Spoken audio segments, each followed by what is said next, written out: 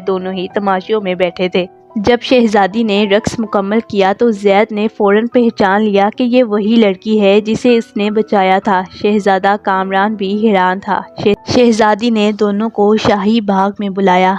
चांदनी रात थी, हवा में खुशबू बसी हुई थी। एक खूबसूरत फव्वारे के पास वो खड़ी हुई और बोली, ये 3 जादुई लिबास मेरी जिंदगी के मुख्तलिफ अदवार की कहानी बयान करते हैं। जो मेरी सच्ची मोहब्बत है वही मुझे इन लिबासों में पहचान सकता है। ज़ैद ने आगे बढ़ कर कहा, मैंने तुम्हें खाकी लिबास में पहचाना था क्योंकि तुम्हारी आजिज़ी और हिम्मत ने मुझे मुतवज्जा किया था। तुमने सब कुछ खो देने के बावजूद हार नहीं मानी। कामरान ने मुस्कुरा कर कहा, मैंने तुम्हें नीले लिबास में पहचाना था क्योंकि तुम्हारी जहानत और इज्जत ने मुझे हैरान कर दिया था। तुमने अपनी पहचान छुपाने के बावजूद अपनी अजमत को कायम रखा। शहजादी ने कुछ देर खामोशी अख्तियार की, फिर इसने ज़ैद का हाथ थामा और कहा,